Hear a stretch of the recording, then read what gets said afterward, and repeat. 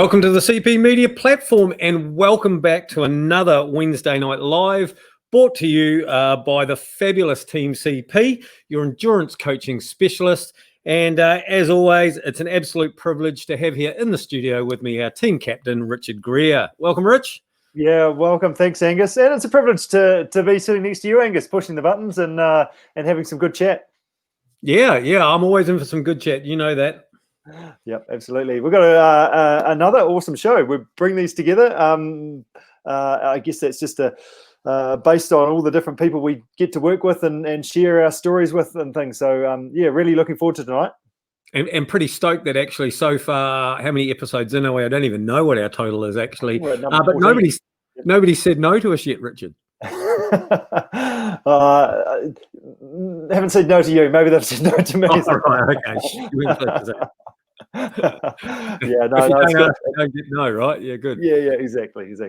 No. So, yeah, we're going to finish off with Andy Good, who's new onto our coaching team and a top level runner, specifically about some speed sessions for an endurance runner. So that'll be good. Hear what he has to say. We're going to talk to Shane Simmonds, who's been a key member of our team for a number of years now, and always the first to put up his hand for an adventure. So talk about where he's come from, what he's been up to, and talk about his pretty out there weekend. And always likes to be on the front of the bunch as well. Let's not forget he's always loved to be setting the tempo up front. You've got to be careful if he takes off because you might not catch him again. So, yep, absolutely. Looking out for Shane. And then we're going to kick off pretty much now, aren't we? Let's get into it. So Rachel Grunwell we're going to talk to. Rachel Grunwell is a award-winning journalist. She is also, over the last couple of years, written a wellness book called Balance, Food, Health and Happiness. So we're going to have a wee bit of a chat about that. She's an athlete. She's a qualified coach. She's a yoga instructor, a meditation teacher. Effectively, as she says, she's a wellness geek. She has a lot to do with the Rotorua Marathon. She's run 4 times and completed 25 marathons at the last count, including guiding lots of disabled athletes for the Achilles Foundation as well. Run all over the world, run the Chicago Marathon, New York Marathon, and also a couple of years back, I coached her when she did the race as well. So we're going to have a wee bit of a chat about that, which I think may have been a little bit out of her comfort zone. And I just got to say, I just met Rachel for the first time, back in our green room out the back there before the show. And wow, what an absolutely stunningly positive person that Rachel is. And so I guess without further ado, to everybody out there, enjoy our little chat with Rachel. Good job. Hi, guys. Hi, Rachel. How are you? Yeah, good. No face mask tonight? No, it's safe from level 3 in Auckland, behind the walls of my living room. Welcome to my living room. Well, thank you for having us. Yeah, you've got 3 young boys as well, haven't you, Rachel? How's the family been coping with level 3? Yeah, it's pretty full on actually. My oldest is 15 and he's doing fine. They just, he just locks the door and disappears. But yeah, it's a bit of a juggle, hey. Yeah, so I really feel for people juggling the work, fitness. I'm working out in this lounge office / area while the kids are trying to do homework and yeah, a bit of a juggle, but we're all used to that, right? Yeah, good stuff. No, it sounds like you're going well and making the best of it, which is the key thing. And that's a big part of what your book was about when you're writing that, I guess, is making the best of it, eh? Yeah, it's about, it's called Balance, Food, Health and Happiness. Features 30 global experts on how to be healthier and happier.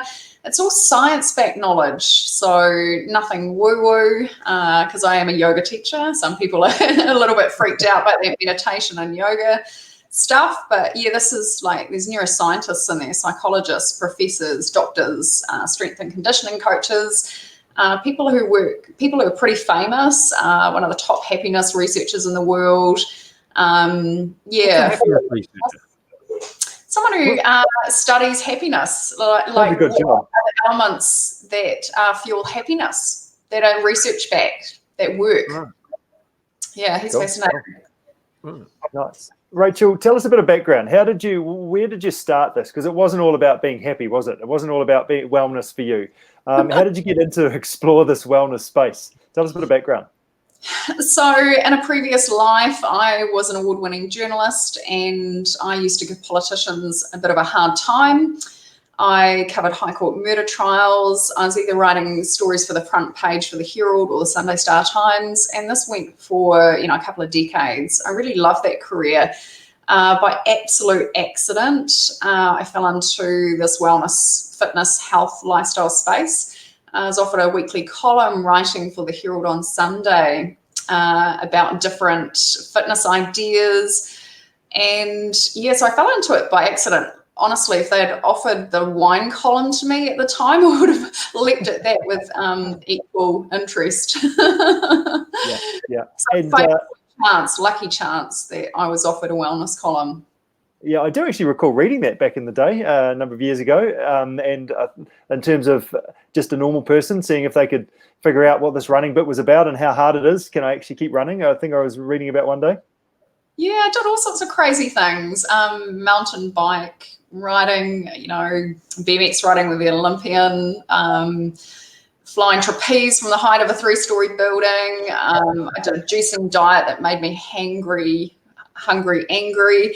You name it, I tried it. And yeah, it's quite a neat learning curve. But I fell in love with the industry, so I feel very lucky I was offered that column, because by absolute chance, back then I knew nothing about health, fitness and wellness. I was a stressed out investigative journalist who only knew how to eat sugar and drink coffee. So if there's hope for me, there's hope for anyone. Get it done. Any skin off your knees amongst that sort of figuring out type years? Oh, in terms of, some things were quite scary, but yeah, you put me through the scariest experience of the lot. And look, I did a lot of things. That column went on for years and years and years and years. And I traveled around the world doing adventure things. Mm-hmm. But the race, honestly, it was the most terrifying thing I did, I think.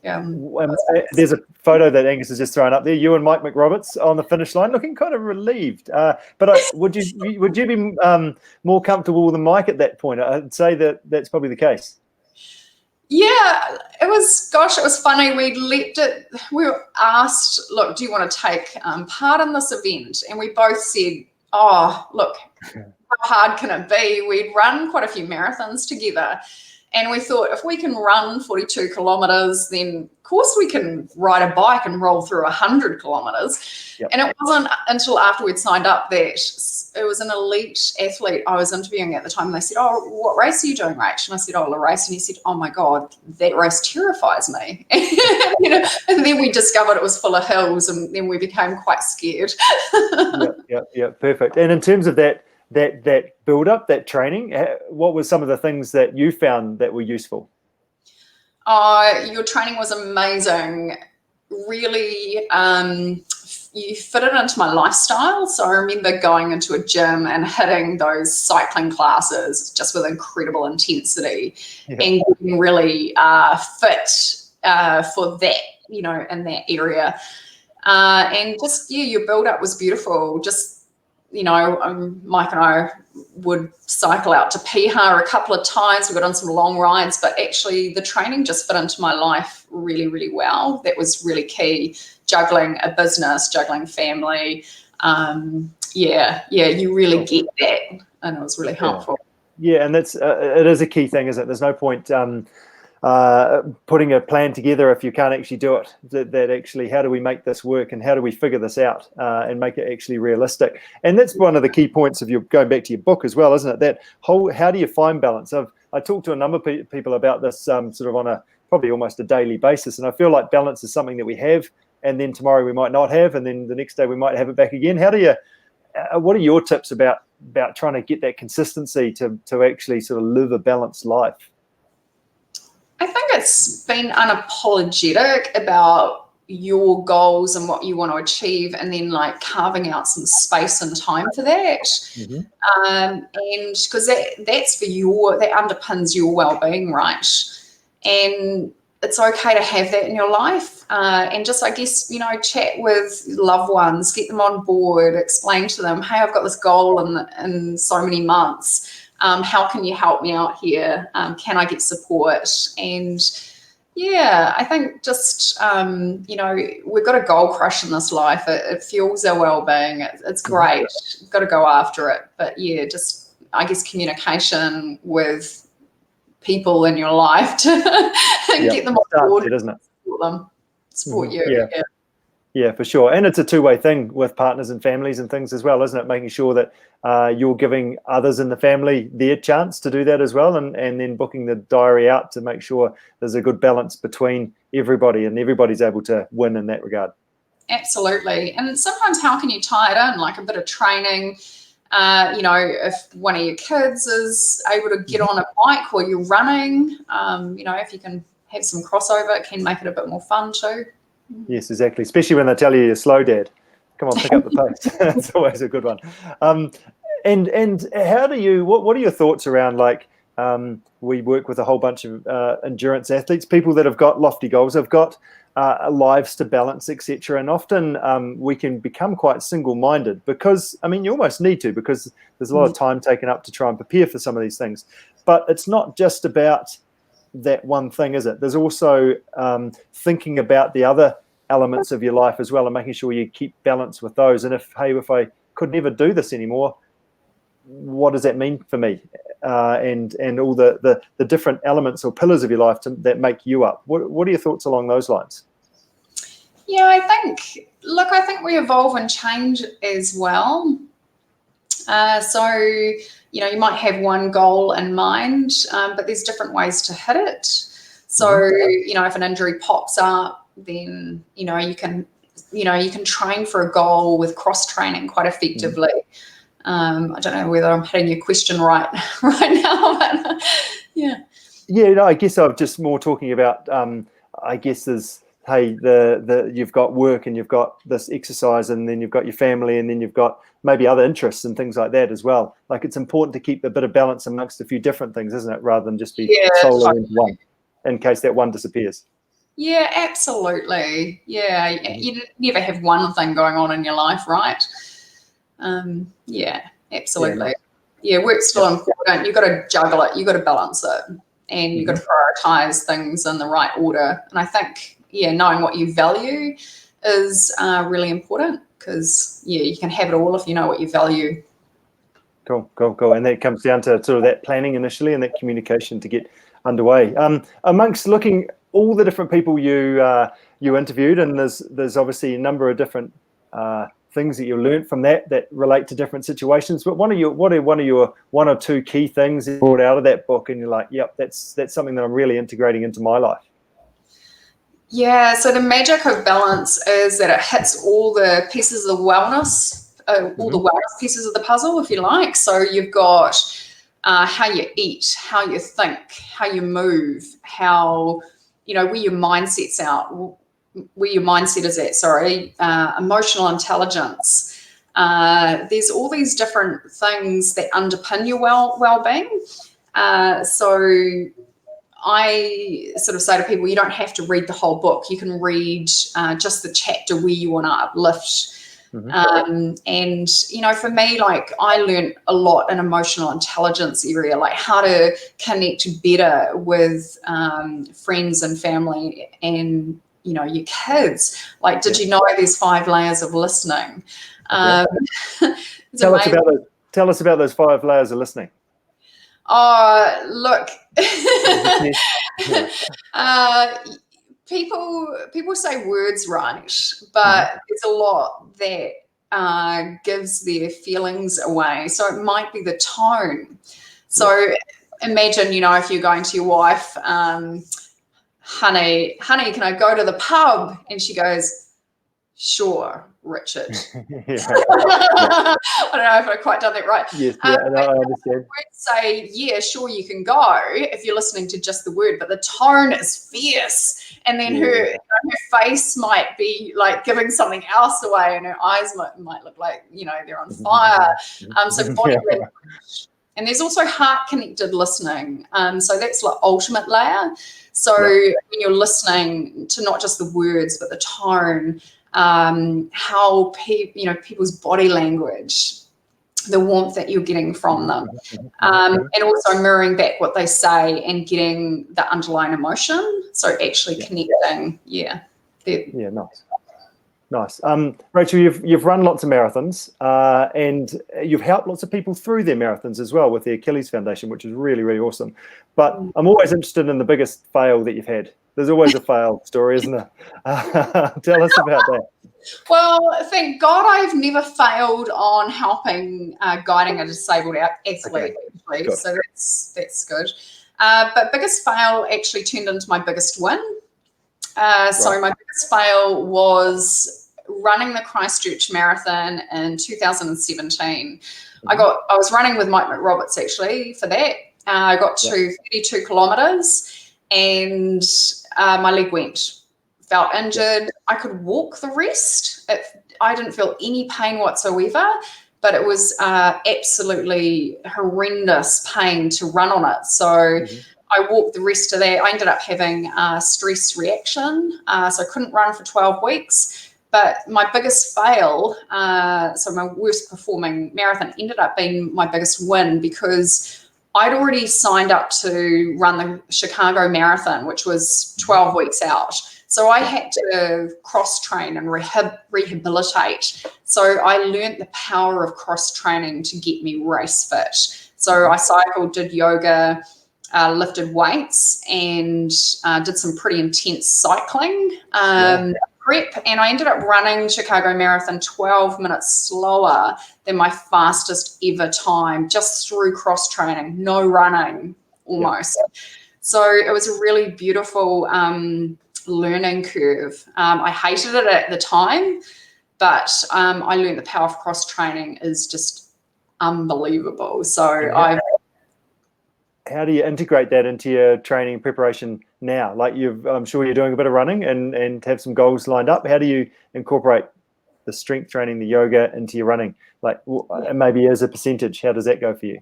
So I've changed my run training completely since that experience. I used to just run for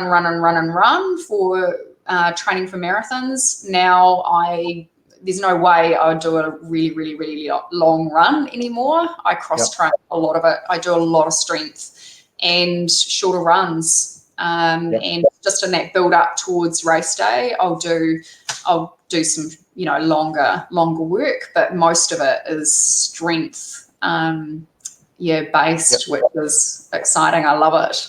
Yeah, good quality stuff and moving well and holding yourself together well as well, isn't it?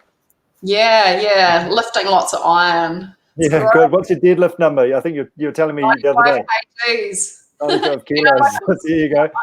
I'm a scrawny yogi. Like, there's not much to me. And 2 years ago, I couldn't lift the bar, and now I can deadlift 95 kgs. It's pretty cool. Brilliant. Experience to your running, makes you strong, right? Good. There's a challenge to all those people that are listening out there. Can you lift 95 kilos? Don't injure yourself though first. Good after that. Oh, crikey. Find me on Instagram and I'll woo, cheer you on. Love it. Yeah. Fantastic. One question from George, who's just put it on our Facebook page, is what's the most important wellness tip you'd give to someone who is time poor? Sleep really, really well. It's a free wellness tip that can fuel your performance. So a lot of the time people don't, it's not that they're not doing enough training. One of the biggest things is people aren't recovering enough. So, yeah. And great nutrition. Nutrition fuels how you think and feel and how you perform, how much energy you have. So even just, putting more plants on your plate. There was also from George's previous question, he said, did Richard pass on his love of custard squares? Do you advocate it as an excellent choice of post-race nutrition? Everything balance. So I wrote a book about balance, and I eat chocolate, I love a glass of wine. And so that's the whole key to this. And that's the whole underlying message of my book, is that everything is okay in life and balance. Yeah, eat chocolate, drink wine, just don't do it for breakfast, lunch, and dinner. Savor that custard square once you've finished it, because you've earned it, haven't you? Yeah, totally. Yeah, it's the reward, right? And Rachel, just while we're talking about that, I'm just going to bring that up there. Not the custard square, Richard. I know where you're thinking. You're thinking custard square. That's all I ever think about is custard square in my belly. But your book, Rachel, Balanced Food, Health and Happiness. I've got the website there. I'll put a link when we upload this to our podcast platform and things to your website at Inspired Health. And you can buy the book online there, correct? Yeah. It's got 30 global experts and also 30 nourishing recipes like smoothies, juices, snacks and things. So there's sort of something in there for everyone. And it's a full colour, beautiful book. The publisher did an amazing job. Yeah. Brilliant. What's your go-to recipe, Rachel? Free one. Because if you like chocolate, there's a chocolate smoothie bowl. Look at that. Actually, I saved one. I wanted to show you the, there's a beetroot juice in there. So beetroot juice is great for athletes. A lot of athletes big into beetroot juice. Sorry, picture's not very good. But yeah, some good recipes in there. They're fun, nourishing. Very good, very good. Well, Rachel, it's nearly time to carry on and let you go off and balance and be happy and all those things. But before we do, we always like to run through a quick little 5 questions with our guests. Quick fire, off the tip of your tongue there. So training, morning or evening? Morning, so early, 6 o'clock I'm up, love it. It's my time. No excuse not to be there. Like, don't have a hair appointment, obviously. Yeah, just get in, get it done, and it fires me up for the day. I love it. Perfect. And maybe the answer to this question may actually be found in the balance of numbers in your book, but sweet or savoury? Oh, sweet tooth. There'll be more. You're saying there's more sweet recipes in your book than there are savoury ones. Is that Lots correct? of chocolate, yeah. Mountains or beach? Beach. Bikini, beach, sand, surf, sun. Oh, so good for the wellness. Excellent. Fancy meal or backcountry meal? Oh, fancy. Put on some heels, a dress, go out with my girlfriends. Yeah. Take a lady out and feed her a wine. Lovely. And running road or off-road? Actually, I've fallen in love with off-road. So one of the most memorable marathons I did was with Mel Law. He did the 50 marathons in 50 days. And that was one of my first off-roads and the most grueling race, God, but so beautiful. And I'll never forget being at the peak and all these grown men crying. It was the last peak, right? He bagged his last peak, and yeah, pretty memorable. But I love the views. I love being out in nature. Nature nurtures. You call it biophilia when you're a wellness geek, or forest bathing. Don't go out in the forest in your bikini, obviously, but it's just a term. Wellness. Like it nurtures you. It helps to keep you well. Good. I'll use that. Yeah, beautiful, beautiful. Well, Rachel, thank you so much for joining us tonight and sharing a little bit about who is Rachel, talking to us about, look, life's just about being happy, isn't it, at the end of the day? Yeah, totally. And look, health and happiness fuels performance. So, yeah, if you can get into any of those science-backed health or happiness hacks, they'll help to fuel your performance. So, yeah. Good. Well done, excellent. Rachel. Look after yourself. All the best for your next adventure and next challenge. And we'll jump online and grab your book, I think. Oh, thanks, Richard. Thanks, Angus. Really nice to connect with you guys. Absolutely. Cool. Anytime. All the best, Rach. Thank you. Cheers, guys. Thanks. Yeah. Look at that. I'm going to go forest bathing, Richard. and in fact, that's actually just like the perfect segue, like forest bathing, because if we got our diary out again, Richard, and we looked at what was coming up, one of the things coming up this Saturday night is Fusion Events Forest Run Fest at Bottle Lake Forest, an absolute ideal time to go forest bathing. You're going to be there in the dark, but must say things have changed. Unfortunately, again, COVID has struck, and the Forest Run Fest has had to be just slightly altered. and it is now officially sold out because I've had to smallen up the numbers. So if you've got a ticket for Saturday night, good on you, well done. They are going to be running the 10K, 5K, and 2K. But stand by for the 21K run. It's actually going to be scheduled to the 24th of October. So come time, we'll talk more about them when we get there.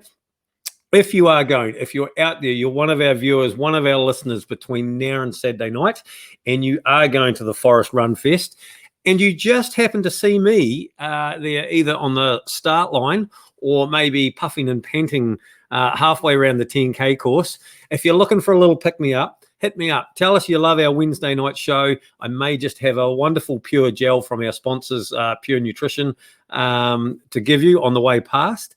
And better yet, if it's a cold Saturday night and you happen to run into me afterwards as we're lingering around there at the finish line, again, hit me up. Tell us how much you love and how much you enjoy the CP Media Wednesday Night Live. And I may even have a coffee culture voucher for you to give. And if no one comes to see you, Angus, you'll at least be able to have a gel for recovery and go and enjoy a nice coffee. I will, and I've got no problem with that either. I'm quite fond of a coffee. So Good job. That's for Saturday night. Obviously, Sunday's the big one. Sunday is the Team CP annual brunch, ride, run, and walk, Richard. Yeah, that's right. So we've done this for a number of years. And this Sunday, so Raspberry Cafe out at Taitat, meet out there, or if you're riding your bike, you can meet us in the Coffee Culture and at Beckenham and ride out with us. But you just need to sign our form, which is on our social media platforms, just so we know we're coming, because we're not allowed too many people, because obviously with the COVID restrictions about numbers. So just let us know if you're coming, and we'll love to see you out there. Yeah, absolutely. And maybe have the wee COVID app on your phone or something so that we can scan it at the Raspberry Cafe as well. And then also getting close, Richard, is as we just talked about with Rachel, this year's the race. We've talked about it. It's on a funny date. It's not our normal date for the race.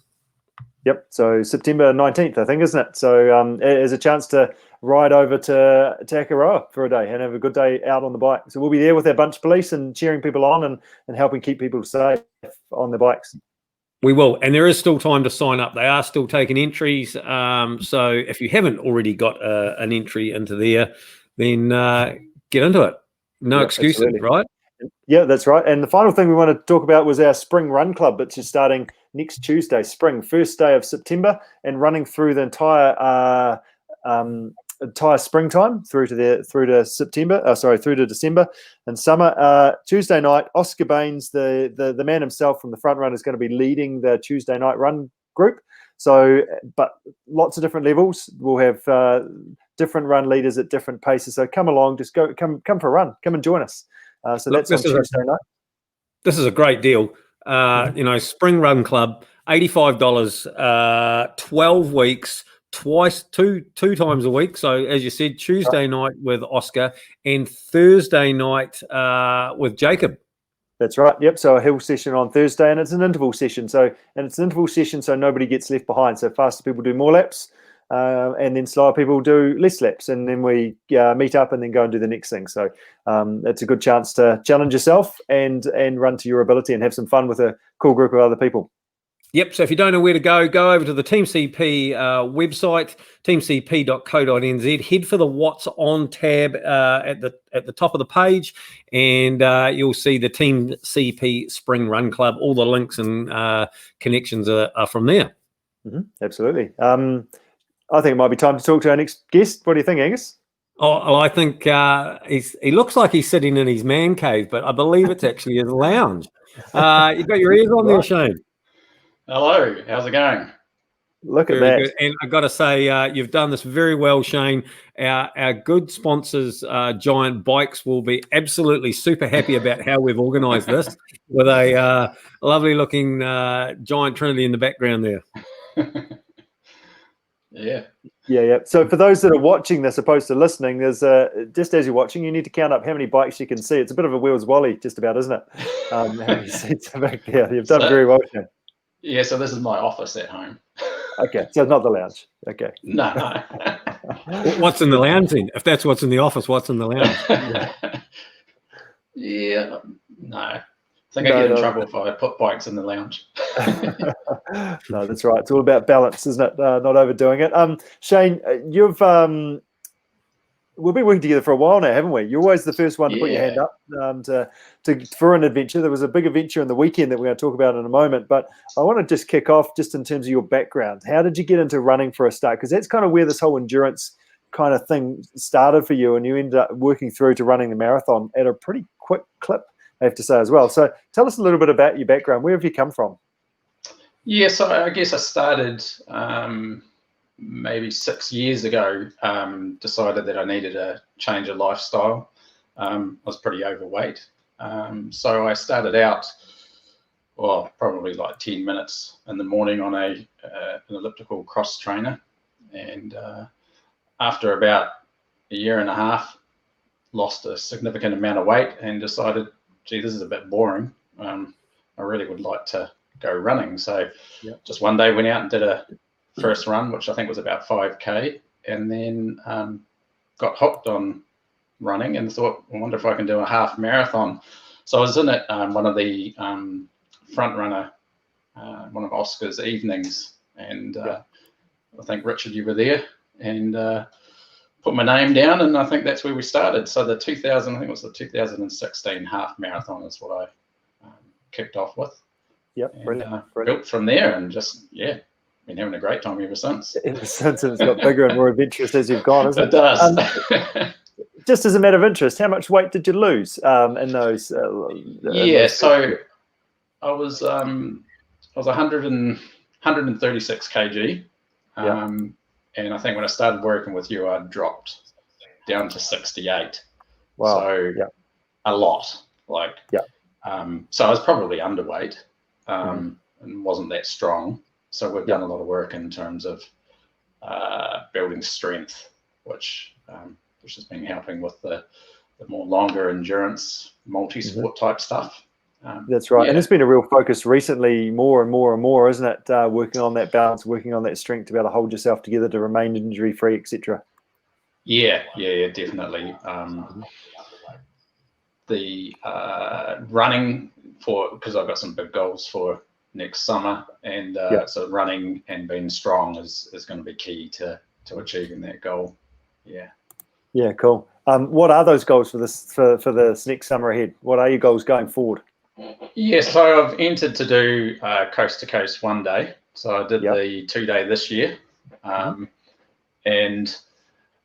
initially I thought no, I wouldn't do the 1 day, but then come to do the entry, and I'm like, well, actually, I know I can do the 2 day. I've just done that, and I'm all about big, scary goals, and questioning, can I do that? So so that's what I've entered, and so a real big focus this year has been on running.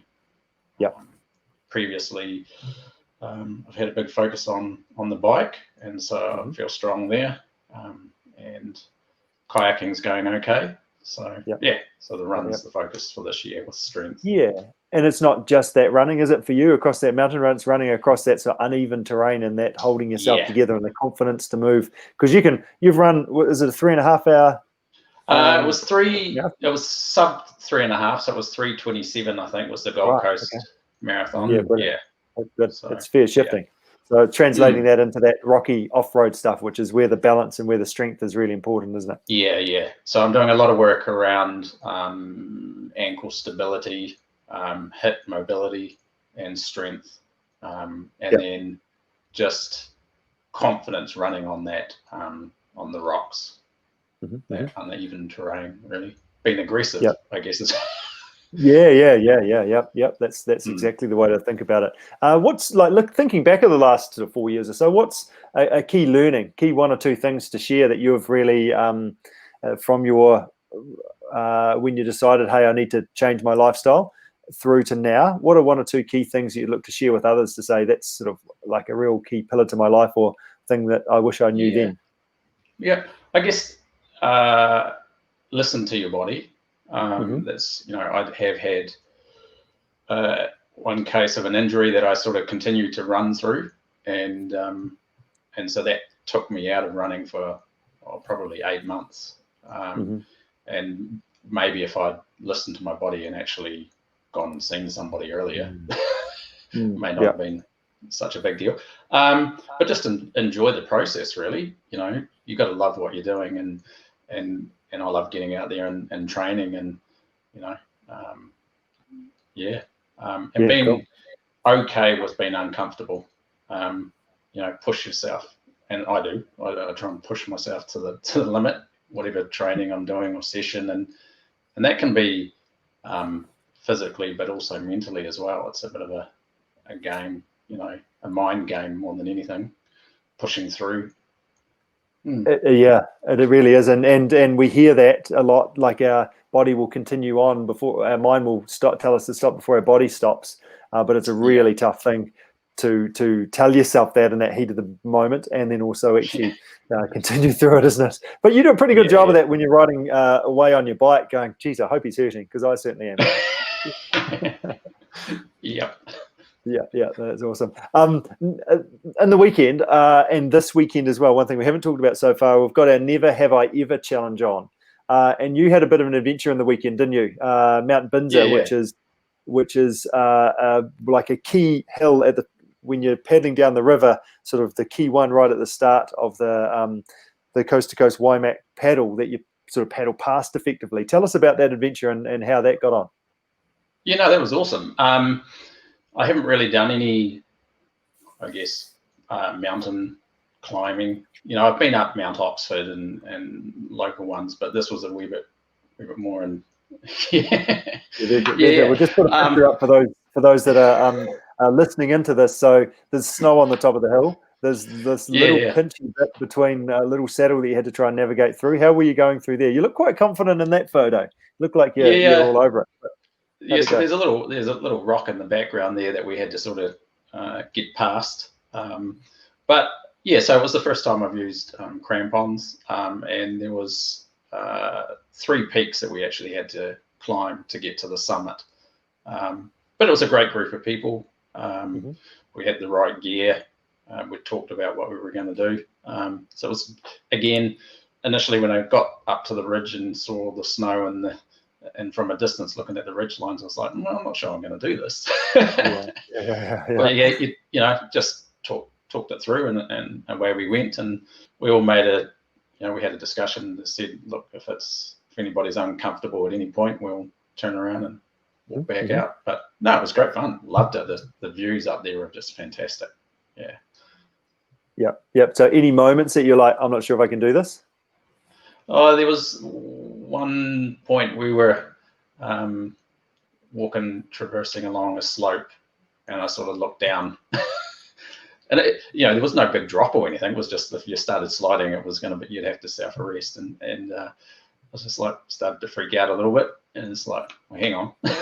I've walked all this way. I only just got to go a little bit further. But what I did there is I ended up just, instead of going straight across this slope, I sort of started climbing up towards the ridgeline a bit. Once I got up there, it was fine. It was just a mind game more than anything. And then the screen on the way down, that's fun. And then about an hour of bushwhacking to try and get back to the car. So yeah, that was a bit slow going. It has to be like if you've got Madagascar prickles and stuff in your hands, it's a good adventure, isn't it? So you're finding those the next 2 or 3 weeks. Yeah. Fantastic. Definitely. Good job, Shane. That's fantastic. So never have I ever climbed a mountain with crampons on, and that's a big tick in the box. And be part of that challenge. Will you go back? Will you do it again? Yeah, definitely. Yeah. I enjoyed it. Yeah. Nice. Good stuff. And just to finish off, you mentioned that longer stay is the goal on the cards. And I like to do stuff that's scary and sort of out of the comfort zone a little bit. Where are you at in terms of, can I finish this? What's your confidence level like at the moment? I'm confident I'm going to finish. Absolutely. Okay. It's just how close to those cutoffs am I going to be? Okay. Yeah. So I've definitely got work to do. But I'm putting in the work now, and really started to hit the trails in the last month or so, and so it's just about getting onto that technical running now. So I've just got my base training, I think, sorted in terms of running fitness. It's just now combining the strength stuff and the running fitness with the technical aspect. Yeah. To bring it together. Yeah. And hey, it's all about just being prepared, isn't it? Just like when you're walking up the hill on the weekend, if you're prepared and know what you're going to do and train your body, prepared your mind, then you're going to give yourself a really good chance of doing that. Yeah. And it's another good reason to be involved with Team CP. As we get closer, or in the coming months, there'll be lots of CP athletes who are out there that are doing coast to coast. That'll all be banding together to help each other and setting up training days and run events and bikes and all that sort of stuff. So a great community to be involved with, to be able to find a group of people to help you train with. Yeah, absolutely. I think I naively thought when I first signed up for the 2-day that I was just going to do all the training on my own.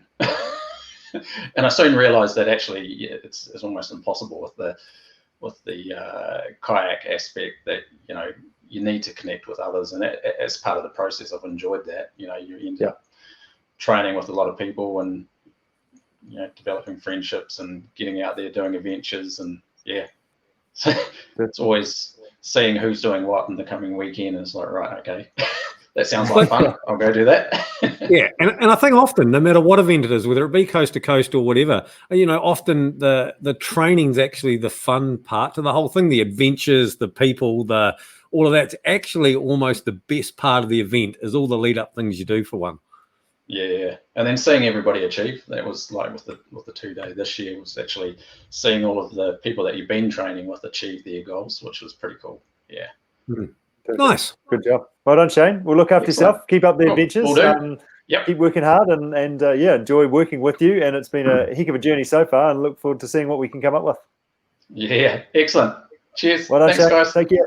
See you out there, Shane.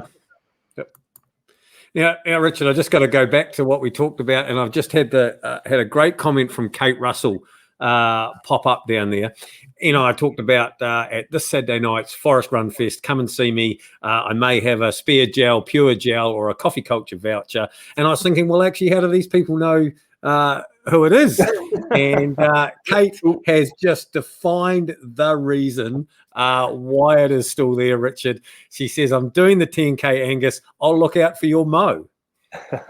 I think we should also give you one of our awesome guy capes or running suits. That will help you go faster as well. Well, maybe that's what we should do, Rich. Maybe that's it. Look out for the mo, backed up by the awesome guy, Kate. Maybe. Yeah, with the undies on the outside, you'll definitely help you go faster. Yeah, but anyway, that's a definite plus for keeping it right. That's it all for. Anyway, moving on. Now, we wouldn't believe, but our last guest probably isn't actually used to being tail end Charlie, Richard. No, he's not. Just we put him there on purpose, didn't we? Is that part of it? Well, I mean, there's always a first. Never have I ever, Richard. Yeah, been last. Yeah, 100%. Yeah, Andy Good. He's on board as our key running coach, effectively. And I had a chat to him the other day and said, Andy, what are your three key go-to speed sessions as an endurance athlete? So, and he came up with some really good stuff. So I thought we should share that together and share where Andy's at. Andy, how are you getting on? Yeah, good. Thanks, guys. Yourself? Yep. Yeah. Good. Very good. Good. Just before we kick off too far, where are you at? Where's your running at? Where's your training at? Where are you going at the moment in terms of your own stuff? Yeah, training's going really well. Have kind of strung together about 10 or 11 really good weeks now. So yeah, feeling quite consistent. The events calendar keeps changing, which I think is the same for everyone at the moment. Yeah. But yeah, actually just sort of to echo what Angus just said, just really enjoying the training at the moment. And I've been lucky enough to sort of be training with some of, my close friends as well, which has been really cool just to get back into it. But yeah, the main focus that hopefully is still going to go ahead is actually the New Zealand Road Relay Championship. So that's at the start of October. And basically it's quite cool because, like in an individual sport like running, you don't often get to do, things in a team. So this is an event that's all about, trying to get the most out of yourself so the team can go as fast as possible. So yeah, pretty excited about that. And there's been a lot of run chat over the last few weeks around that as well. Where is it and how long are the legs? Is it running and holding a baton, are you? Yes. Yeah. So, it's up in Palmerston North this year. The location changes every 2 years. I believe next year we'll be back in Christchurch, run over the traditional Taki to Akaroa course, which is a ripper. But yeah, so in Palmerston North this year, the legs are all kind of between basically 10K. So it's kind of an all-out effort. And yeah, you're running with a baton, and there are penalties for dropping the baton and breaking all sorts of rules. So yeah, it's a pretty cool event to be part of. Fantastic, good fun. And how are the legs at the moment? Are you going all right?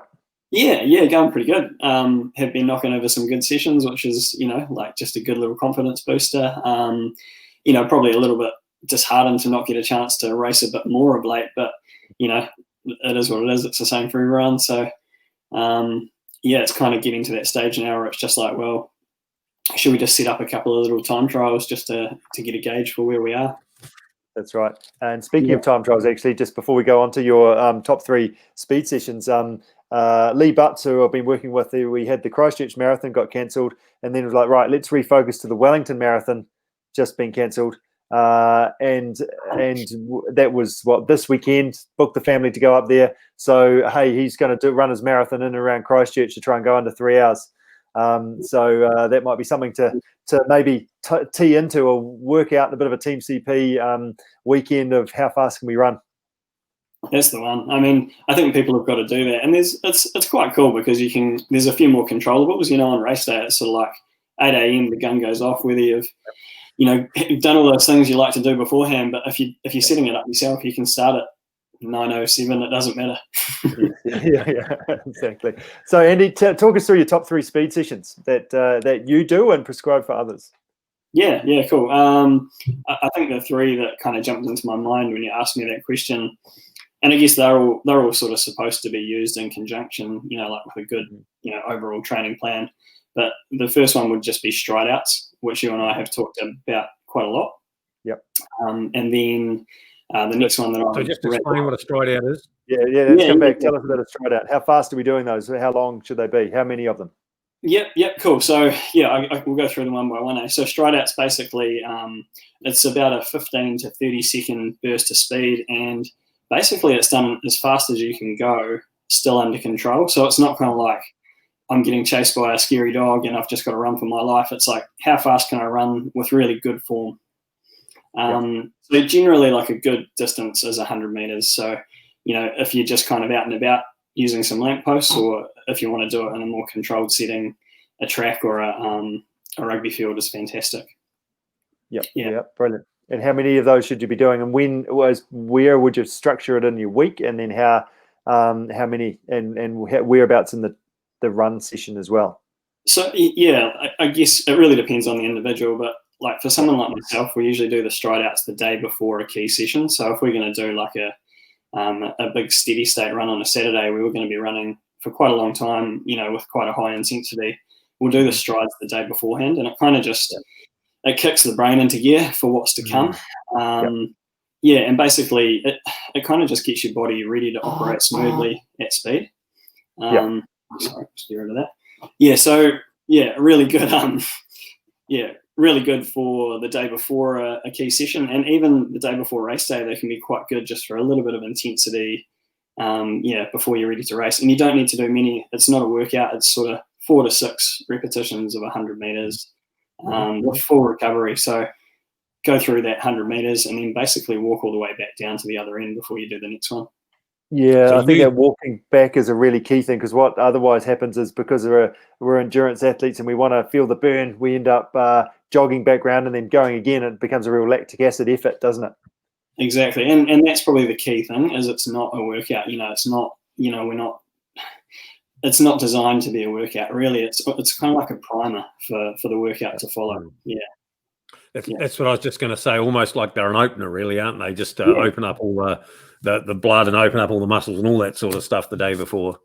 Exactly that. Yeah. So basically, like, it's going to increase your muscle strength, and just like, it's going to have big benefits for the aerobic system as well. And it's all just about efficiency. Your body just gets used to moving quickly. Even if you're running ultra marathons, I'd still be recommending people to even if you're just doing it once a week, just to get used to it. And it does take a while for it to feel natural. At first, you might feel a bit strange, but it's one of those things to definitely stick with.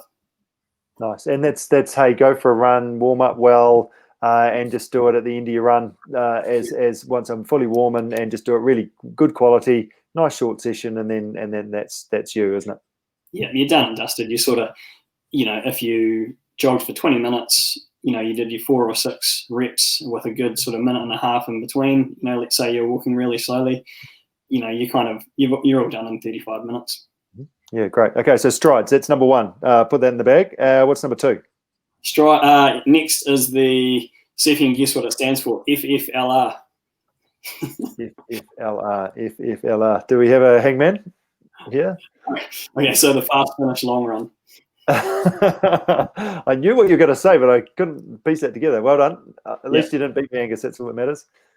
So I probably don't need to describe that one too much. It's a long run with a fast finish. But yeah, this one's, obviously you're talking about endurance-based athletes, people running marathons or half marathons and, events where they're going to be on their feet for quite a long time.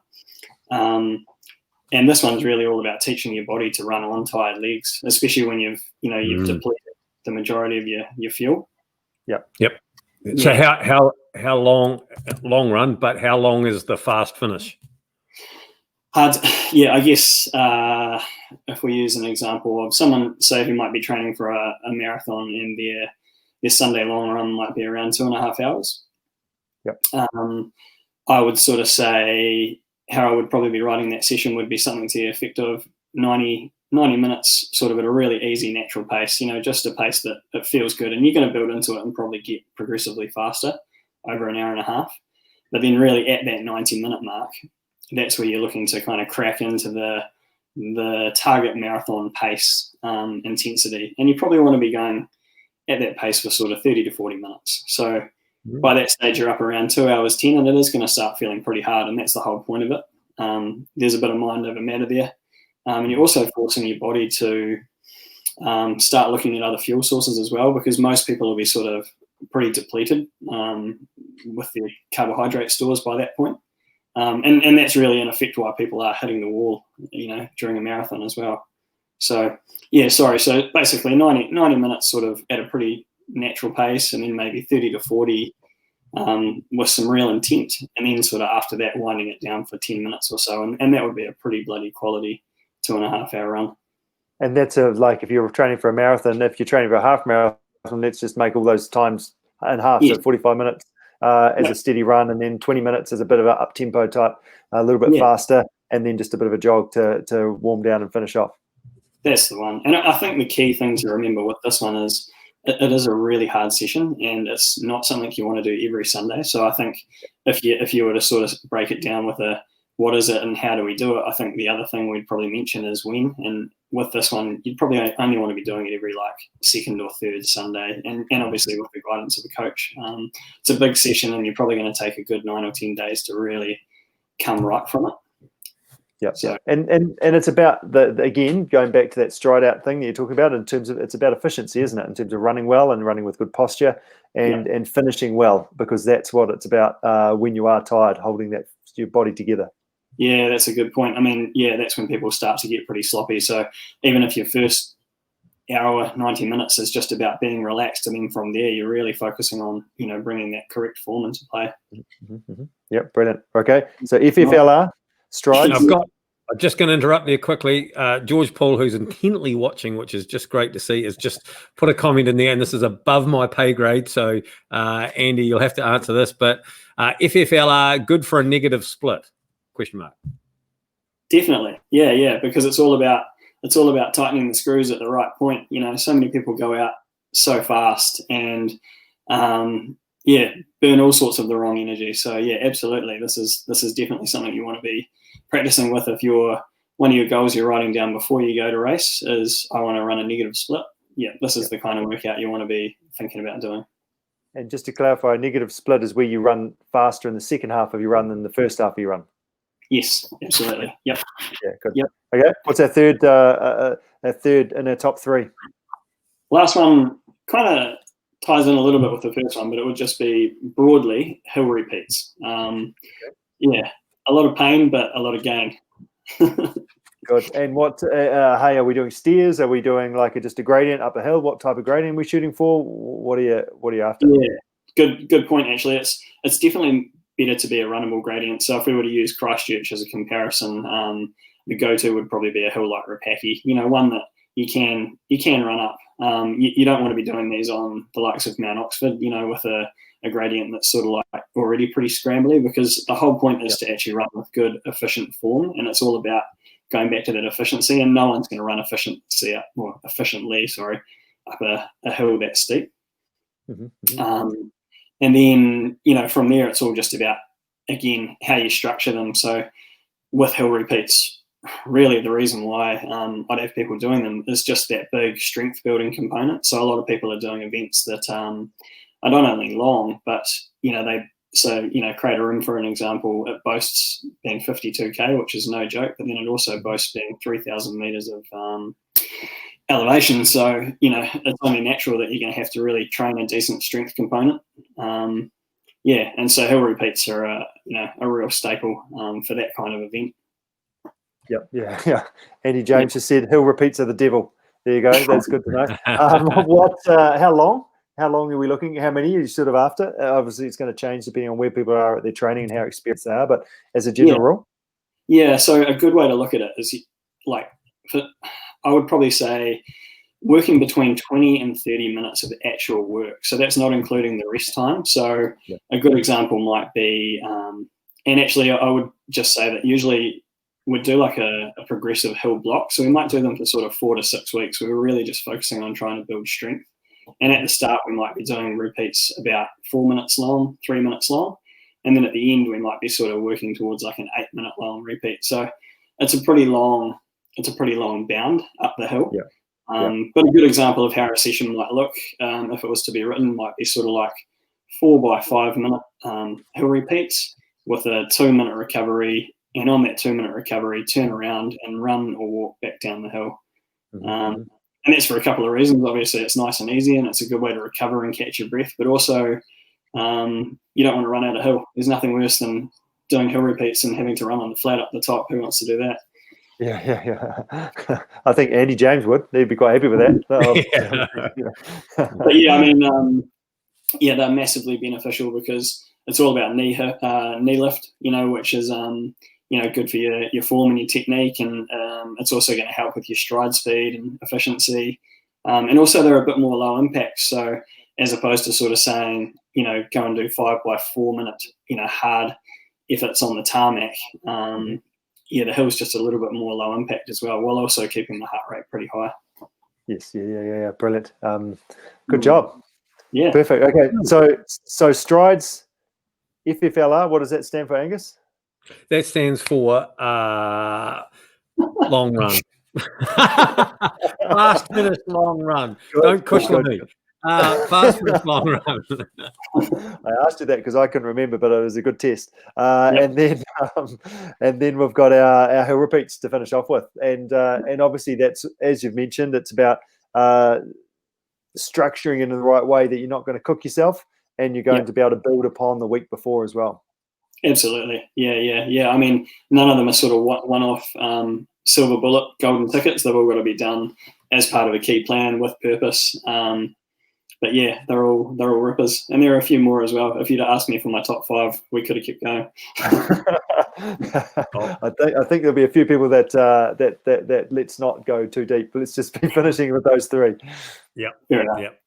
And look, let's leave the door open for you, Andy. Always a pleasure to have you here, and we'll have you back again. So there's plenty of time to put a couple more on the table yet. Yeah, well done, Andy. Cool. Thanks for your time. Keep up the great work. Run hard. See you, Andy. See you guys. Cheers. Job done. Brilliant, Rich. Another great show. Another great 3 interesting guests that we've had again. Isn't it good? Yep, very good. And just to wrap up, we mentioned with Shane doing his Never Have I Ever as part of our challenge. What was your Never Have I Ever in the weekend? Well, actually, I probably should have the wee video clip, but my Never Have I Ever is actually was halfway up Piper Valley Road out of Devotionals on the gravel bike, and I tell you, it was just bliss on a beautiful sunny day to be back on my gravel bike, back on an awesome piece of road up a climb. And I guess never have I ever been so blessed and so grateful to be out on a beautiful day in light of what's going on in the world and the suffering that is going on around. Just felt blessed and grateful. Never, ever have I ever been so grateful to be able to be out the bike, Richard. Good job. Yeah. Well done. Well done. So, I mean, now, Rich, next week we're back with another Kathmandu Coast to Coast special. we are. Yes, indeed. It is the first Wednesday of the month, so everybody stay tuned for that. It'll be great to dive back into our Kathmandu Coast to Coast, see where everybody's at. Mm-hmm. But also, just before we go, Rich, I just really want to thank our sponsors that are helping us bring this show to everybody, this podcast, our live, and also helping us do lots of stuff for the CP community out there in the background.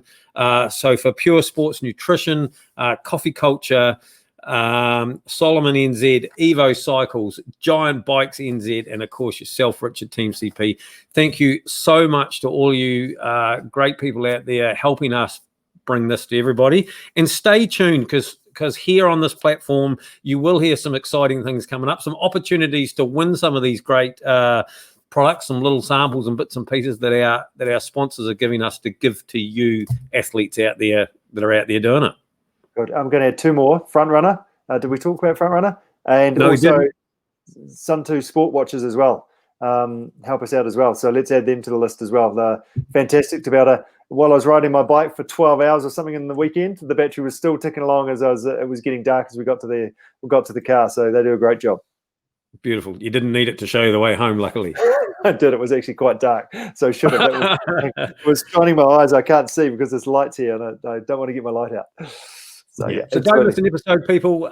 Same bat channel, same bat time, Wednesday night, 8:15 every week here live. You will have opportunities to win some great product. You'll have opportunities to hear some great banter and listen to some great guests. Thank you all for joining us. Until next time, spread some awesomeness. Yep. Good job. Thank you, Angus.